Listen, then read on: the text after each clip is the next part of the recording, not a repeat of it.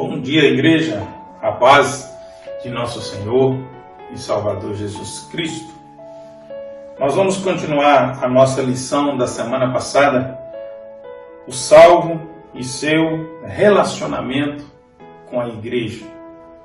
Nós vamos prosseguir. A revista é Reflexões Bíblicas, volume 5. E numa manhã dessa que nós vamos falar de relacionamento, você deve estar até observando essa camisa que eu estou vestido, é fruto de um relacionamento de alguém que se tornou um filho para mim, o seminarista e acredito que em breve, pastor Reinaldo Natia, um africano do Guiné-Bissau, que me deu de presente e hoje está em São Paulo. É um garoto que eu tenho profunda estima. Mas vamos prosseguir na nossa aula nessa manhã e eu quero fazer uma rápida revisão para que você se intere do que nós estamos falando. Semana passada nós começamos e o primeiro tópico que o autor trabalhou foi da questão de o que é uma igreja. O texto base que nós trabalhamos, Mateus 16, de 13 a 18.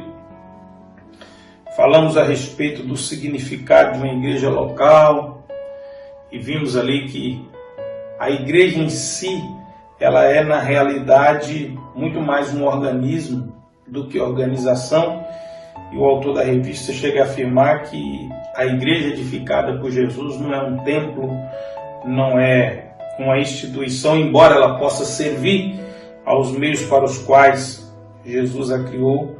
A igreja é um corpo, e esse corpo começou ali com Jesus e os seus discípulos, a igreja do Novo Testamento. E da missão da igreja eu disse para os irmãos que a instrução que mais me marcou e eu carrego é a que meu último pastor dizia para mim, o pastor Ednilson Farco Batista, que a missão da igreja é salvar o perdido e edificar o salvo. O segundo tópico que nós trabalhamos foi a questão da natureza da igreja quanto às suas alegorias, às suas nominações. Nós vimos que a igreja pode ser família, nós vimos que a igreja pode ser a noiva, o corpo, submissa à cabeça que é Cristo, é claro, os ramos ligados à videira, a lavoura e o edifício de Deus. E todos esses textos aí apresentados foram objeto da nossa interpretação. Em terceiro lugar, nós vimos a respeito da relação à igreja e Israel. E nós vimos, com base em Êxodo capítulo 19, principalmente nos versos de 1 a 8, que há mais de 1000 anos antes de Cristo, Deus entra em aliança com esse povo descendente de Abraão, com o objetivo de abençoar todas as famílias da terra, conforme ele havia prometido lá em Gênesis capítulo 12, nos versos de 1 a 3. E aí nós começamos a ver a questão do reino e a questão da igreja e a questão de Israel. E nós chegamos no episódio de Mateus 16, de 16 a 18, quando Jesus disse, e Simão Pedro respondendo disse, Tu és o Cristo, o Filho do Deus vivo. E Jesus respondendo disse-lhe, Bem-aventurado és tu, Simão Barjonas, porque não te revelou a carne e o sangue, mas meu Pai que está nos céus, pois também eu te digo que tu és Pedro, e sobre esta pedra edificarei a minha igreja, e as portas do inferno não prevalecerão contra ela. Vimos que Jesus falou de algo diferente do que muitos interpretaram. Não é sobre Pedro, a figura, o personagem, não é sobre o ministério efetivo de Pedro, não era disso que Jesus estava falando. Nós trabalhamos os textos de 1 Pedro 1, de 10 a 12, trabalhamos 2 Pedro 1, de 20 a 21, e por fim, mencionamos 1 Pedro 2, de 9 a 10, e esse eu vou ler.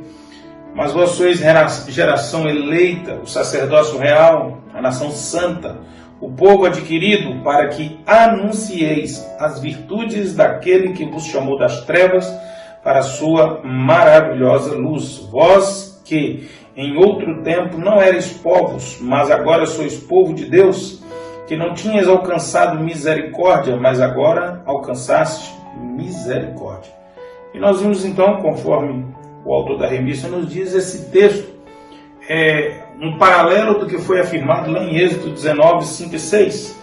Agora, pois, se diligentemente ouvirdes a minha voz e guardardes a minha aliança, então sereis a minha propriedade peculiar dentre todos os povos, porque toda a terra é minha, e vós me sereis um reino sacerdotal e o povo santo. Estas são as palavras que falarás aos filhos de Israel. Então nós vimos que o que Jesus havia dito, então, tu és Pedro, e sobre essa pedra é sobre a afirmação. A pedra era conhecida como o lançamento fundamental de uma obra, a pedra angular. E a pedra angular que Pedro havia lançado naquela hora foi: tu és o Filho do Deus vivo. Então Jesus falou: você é Pedro, você profetizou isso, e sobre essa informação aí, que foi o Espírito Santo que te revelou, é sobre ela que a igreja será edificada. E aí ele está dizendo que é da natureza do sacerdócio, como Pedro acaba de manifestar, em concordância com o que está em Êxodo, capítulo 19, versos de 5 a 6, que tal obra aconteceria, razão pela qual Pedro vai escrever, então, o que eu acabei de ler em 1 Pedro 2, de 9 a 10. O autor da revista, então, diz que Jesus não restringe a uma única nação, a uma única pessoa, mas a todas as nações, a todos os povos e a todas as línguas, né, que sua vontade tem uma missão sacerdotal de unir todos os povos. E, em suma, foi isso que nós vimos na aula anterior. E hoje nós vamos começar o quarto ponto da revista, a igreja em seu relacionamento interpessoal. E uma primeira coisa que eu busquei, não estou dizendo que o autor foi descuidado, mas o autor não trabalhou e eu tinha necessidade de esclarecer e acredito que será benéfico para você. O dicionário nos diz que relacionamento interpessoal é um conceito do âmbito da sociologia e psicologia, que significa uma relação entre duas ou mais pessoas. Esse tipo de relacionamento é marcado pelo contexto onde ele está inserido, podendo ser um contexto familiar, escolar, de trabalho ou de comunidade. E aí, comunidade se aplica ao que nós chamamos de igreja, voltando na alegoria de igreja, como família, como corpo, como foi objeto do nosso estudo na semana anterior. E o texto que o autor nos chama a refletir, Efésios 3, 14 e 15. Por causa disto, me ponho de joelhos perante o Pai de nosso Senhor Jesus Cristo, do qual toda a família, nos céus e na terra, toma o nome. Então, Deus é o Pai de uma única família. E essa família ela está estendida do céu até a terra. Os salvos que já estão na glória, com os salvos que estão para entrar na glória. Então essa unidade de família aqui, essa ideia de um relacionamento único, é o que está sendo trabalhado na questão do que nós precisamos entender nessa manhã. E o autor então da revista diz que os que são da igreja, eles têm compromissos, eles têm um vínculo uns com os outros nesse relacionamento que ele diz, e isso irmana privilégios e responsabilidades. E esse relacionamento que irmana essas coisas, ele aponta 3 aspectos que nós vamos trabalhar agora, esses 3 aspectos fundamentais desse relacionamento. O primeiro aspecto desse relacionamento que o autor chama é o pertencimento. Nós temos uma aliança com Deus. Isso nos torna seu povo. E por esta relação, por essa busca, a santidade desempenha seu papel na missão sacerdotal de nos unirmos com Ele. Lembre-se que é toda uma família no céu e na terra. Então nós pertencemos a um corpo igreja, aqui na terra, e recebemos vida dele, o Pai que está no céu, de toda a família, e aí nós temos uma questão de pertencimento, de relacionamento, de convivência. E esse relacionamento com esse Pai, eu sei que talvez fique complexo o que eu vou dizer, mas é mais ou menos isso mesmo. esse relacionamento nosso, ele precisa ser no nível de pureza que ele se dá no céu. Pastor, mas no céu nós seremos santos plenamente? Sim. Mas não há como ter relacionamento com o Deus que se relaciona com os santos no céu, vivendo nós de maneira diferente na terra. E esse é o nosso grande desafio. Esse é o nosso grande desafio de conviver nesse ambiente desse pertencimento. Pertencimento de quê, pastor? De todo o reino celestial. Pai nosso que está na terra, a tua vontade seja feita no céu, como é feita na terra. Então, se a vontade não modifica, no relacionamento de pertencimento, a convivência, o comportamento, ele não pode mudar. E aí nós chegamos no segundo item que o autor aponta, que é a comunhão. Esse pertencimento nos leva à comunhão. E a comunhão, segundo o autor, é a vida que nos domina e alegra e vem da mesma fonte. De qual fonte? A do pertencimento.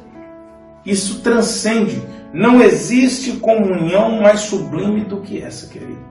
Jesus chegou ao ponto de dizer, onde 2 ou 3, daqui a pouco nós vamos falar sobre isso, onde 2 ou 3 estiver, eu estou no meio deles. Isso é que é comunhão. E é uma comunhão que, ao mesmo tempo que Deus está sentado no alto e no sublime trono, nos céus, Ele está do nosso lado. Isso só é possível por causa dessa comunhão transcendente. O Deus que não está limitado a espaço e nem tempo. Então veja como é que são os progressos desse aspecto.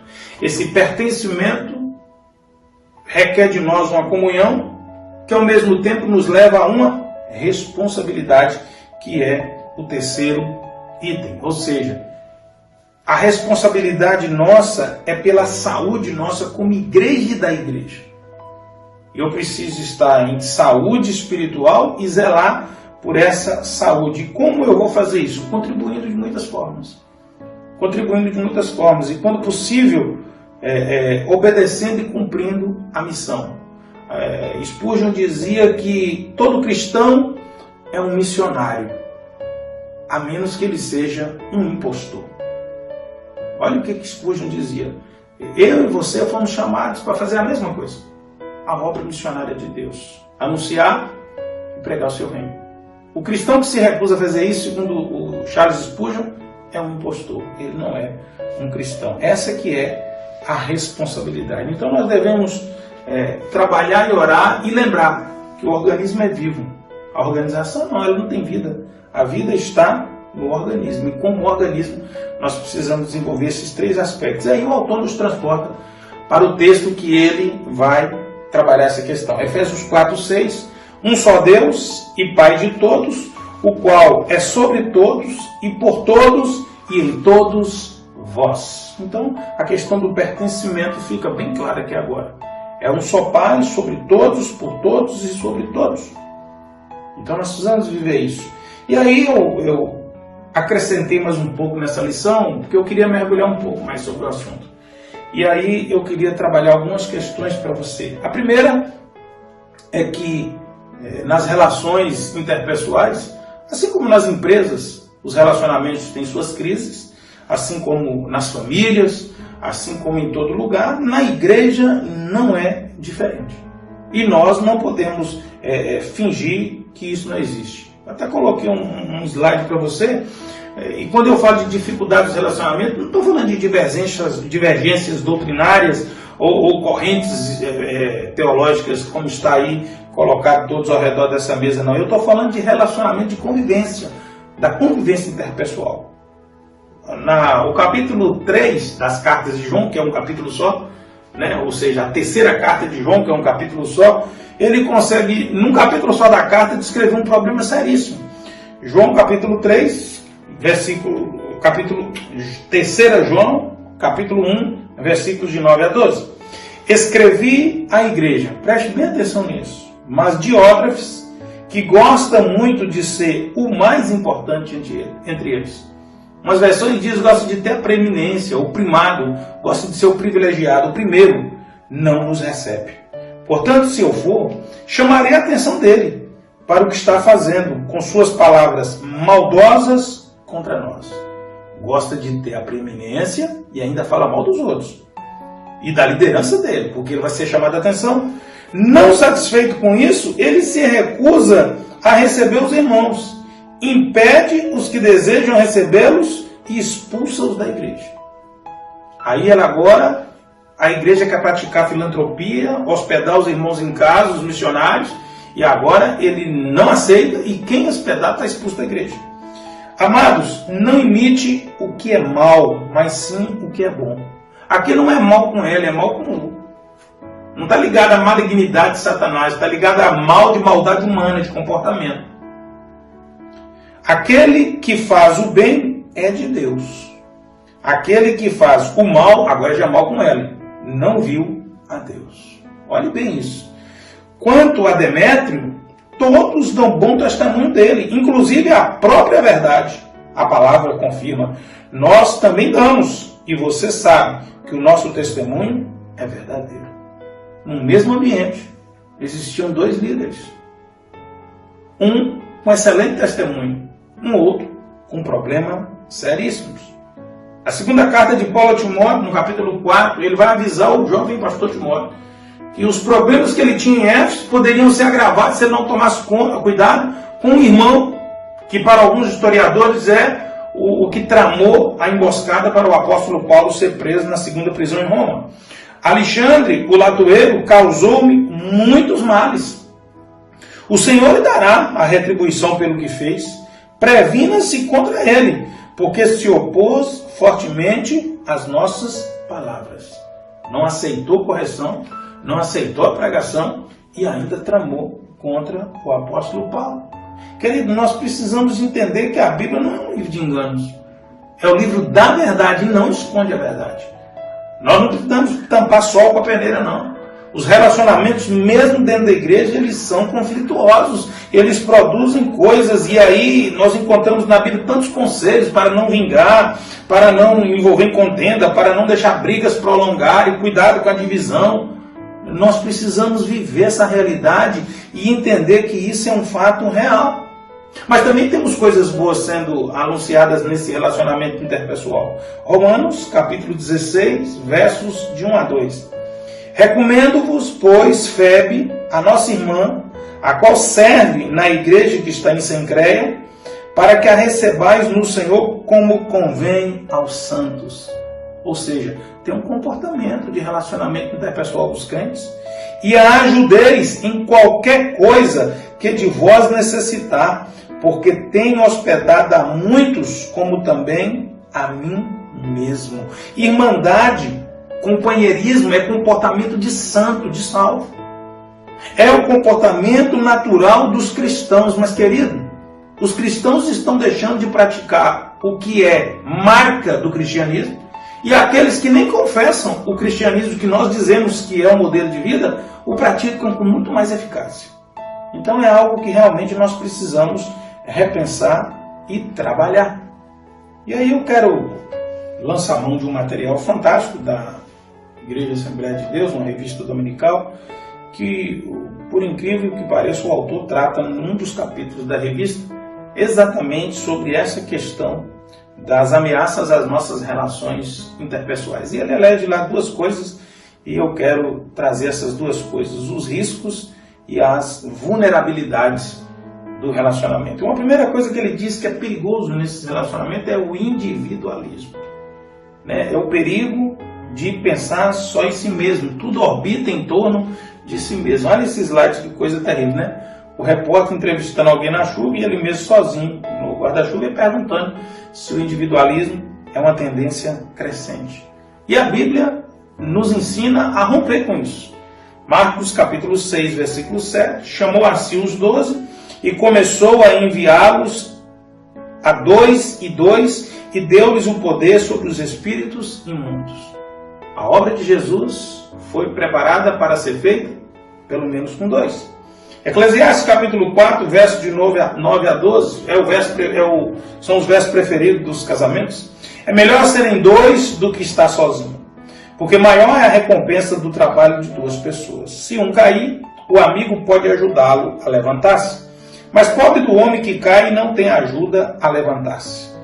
E se 2 dormirem juntos, vão manter-se aquecidos, como porém manter-se aquecido sozinho? Um homem sozinho pode ser vencido, mas dois conseguem defender-se. Um cordão de 3 dobras não se rompe com facilidade. Uma trança é mais forte que um fio solto. E isso aponta para onde? Isso aponta para Mateus 18, 20. Porque onde estiverem 2 ou 3 reunidos em meu nome, aí eu estou no meio deles. Aí o cordão de 3 dobras se acontece. Eu e meu irmão, eu e minha esposa, e Cristo é o cordão de 3 dobras, é a trança. Agora, o que mais me chama a atenção, quando Jesus acabou de falar isso, o que foi que Pedro perguntou? Esse é o verso 20, agora veja o que diz o verso 21 de Mateus 18. Então, Pedro, aproximando-se dele, disse: Senhor, até quantas vezes pecará meu irmão contra mim, e eu lhe perdoarei? Até 7? É nobre a preocupação do apóstolo, porque Jesus acabou de falar de algo muito sério. Um relacionamento com 2 pode tipificar a igreja dele e ele vai estar lá. Aí Pedro falou: opa, peraí, então eu preciso consertar um negócio aqui. Eu preciso entender como é que se dá o relacionamento interpessoal. Até quantas vezes eu devo perdoar meu irmão? Veja como que isso é tratado com extrema maestria. Nós podemos até olhar Pedro como alguém desconfiado, mas ao mesmo tempo eu vejo ele também como alguém cuidadoso. Ele quer viver isso. Ele quer que isso seja uma realidade. E ele foi sincero. E talvez seja o grande problema dos relacionamentos. Falta de sinceridade. Mas um segundo e último ponto que o autor então aponta, é um termo talvez que você não conheça, é o antinomismo. E a teologia diz que antinomismo é uma doutrina que se baseia no seguinte: basta a fé. Ela despreza as normas de conduta estabelecidas nos 10 mandamentos, nas leis mosaicas, nas ordenanças de Jesus. Basta a fé. Não precisamos de mais nada. E aí nós temos um problema muito sério. Porque as pessoas que querem viver um relacionamento interpessoal cristão no antinomismo, sem regras prescritas e determinadas na palavra, esse relacionamento está fadado ao fracasso. Romanos 16, 17 a 19. Recomendo-lhes, irmãos, que tomem cuidado com aqueles que causam divisões, colocam obstáculos ao ensino que vocês têm recebido, afastem-se deles. Olha qual é o conselho para quem quer viver no antinomismo. Porque essas pessoas não estão servindo a Cristo, nosso Senhor, mas a seus próprios apetites. Mediante palavras suaves e bajulação, enganam os corações dos ingênuos. Todos têm ouvido falar da obediência de vocês, por isso estou muito alegre, mas quero que sejam sábios em relação ao que é bom e sem malícia em relação ao que é mal. Olha como é que isso é tratado. Vale lembrar 1 Coríntios 6,12. Todas as coisas me são lícitas, mas nem todas coisas me convêm. Todas as coisas me são lícitas, mas eu não me deixarei dominar por nenhuma delas. O legalismo mundano não tem o poder de validar ou invalidar o que as Escrituras dizem. Ah, mas não é pecado, eu não estou quebrando nenhuma lei, não tem nenhuma lei que proíbe eu de beber, de fazer isso ou aquilo. Nós precisamos ter muito cuidado. E aí eu sempre me apego ao texto que meu pastor sempre nos levava a meditar. Romanos 1,32. Os quais, conhecendo o juízo de Deus, nós sabemos muito bem como é que Deus vai tratar todas as coisas. Que são dignos de morte os que tais coisas praticam. Não somente as fazem, mas também consentem aos que as fazem. A partir do momento que nós aprovamos essas coisas, que nós não rejeitamos essas coisas, nós estamos consentindo com essas coisas. E aí o autor volta a afirmar que a organização em si, igreja, instituição, é uma organização morta, sem vida. A vida da igreja está no organismo. E na aplicação para a sua vida, ele nos chama a meditar. Você tem sido fiel ao seu compromisso de contribuir das várias maneiras possíveis para que a igreja cumpra a missão que recebeu do Senhor? Essa é uma pergunta e essa é uma resposta que você tem que dar a você mesmo. Um resumo simples que eu vejo na Bíblia de um relacionamento interpessoal bem cuidado está nos poucos versículos de Romanos 12, de 13 a 21.